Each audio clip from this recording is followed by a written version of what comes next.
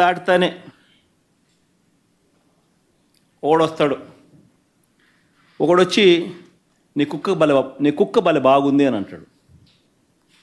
అమ్మాయికుడు అనుకుంటాడు, ఏందిరా అబ్బాయి ఇది, నేనేమో మేకపిల్ల వేసుకొని పోతా ఉన్నాను, మెడలో నా భుజాన, ఈయనేమో కుక్కపిల్ల బాగుందని అంటాడు ఏంది అని చెప్పి, లేదయ్యా ఇది మేకపిల్ల, ఇది కుక్కపిల్ల కాదు అని చెప్పి చెప్తాడు.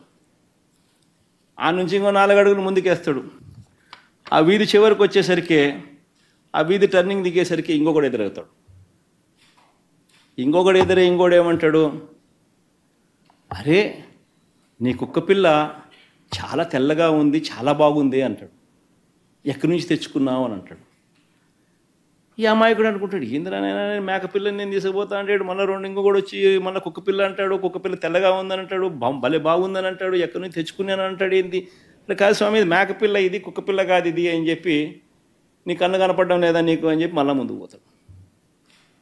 మళ్ళీ ఆ నుంచి ఇంకో కిలోమీటర్ ముందుకు పోయేసరికి ఇంకోడు కనపడతాడు. ఇంకోడు కనపడి, నీ కుక్కపిల్ల బలి బాగుంది, నాకు అమ్ముతావా అని అంటాడు. అంటే ఏం కన్ఫ్యూజన్ స్టార్ట్ అవుతుంది. ఏందిరానైనా నా బుర్రలో మేకపిల్ల నేను భుజాన్ని వేసుకొని పోతా ఉన్నాడంటే కుక్కపిల్ల అంటాడు, ముగ్గురితో చెప్పించినాడు, 3వ వాడు వచ్చి కూడా మళ్ళీ కుక్కపిల్ల అంటాడు, కుక్కపిల్ల తెల్లగా ఉందని అంటాడు, నాకు అమ్ముతావా అని అంటాడు. ఇదేంద్రా నేను మేకపిల్ల వేసుకుంటూ పోతా ఉంటే అని చెప్పి మళ్ళీ ఆయన తిడతాడు, అరే ఇది మేకపిల్ల అయినా కుక్కపిల్ల కాదు ఇది అని చెప్పి మళ్ళా 4 అడుగులు ముందుకేస్తాడు. ఇంకో 4 అడుగులు ముందుకు దూరం వేసేసరికి ఇంకోవాడు కనపడతాడు. 4వ వాడు కనిపించేసరికి ఏమంటాడు, కుక్కపిల్లని ఎందుకయ్యా నువ్వు మెడలో వేసుకొని పోతా ఉన్నావు, నువ్వు భుజాన్ని వేసుకొని పోతా ఉంటావు, పక్కన నీతో పాటు నడవమంటే నడవదా అంటాడు అని 4వ వాడు అంటాడు. దాంతో ఏమంటాడు ఆ అమాయకుడు, పాపం ఇంద్ర నా కళ్ళకి ఏమన్నా అయిందా, నా మనిషికి ఏమన్నా అయినా అని చెప్పి మేకపిల్లని తీసి ఆడేసి, నాకు మేకపిల్ల వద్దు, నాకు ఈ కుక్కపిల్ల వద్దు అని చెప్పి పోతాడు. కరెక్ట్గా చంద్రబాబు నాయుడు గారు రాష్ట్రాన్ని ఆర్గనైజ్డ్ క్రైమ్ పద్ధతిలో ఏ రకంగా తాను నడుపుతా వస్తున్నాడు అన్నదానికి నిదర్శనం ఇది.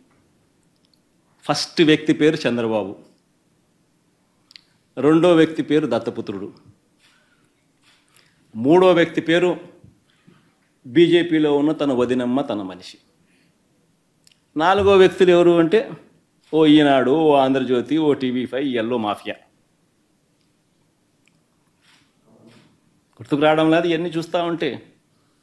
ఆంధ్రప్రదేశ్లో ఏ రకంగా లేని అప్పులు ఉన్నట్టుగా, ఏ రకంగా ఒక వ్యవస్థీకరణ పద్ధతిలో, ఏ రకంగా ఒక అబద్ధాన్ని రెక్కలు కట్టి ఏ రకంగా ప్రచారం చేసి చివరికి ఎందుకు చేస్తున్నారు అని అంటే కారణం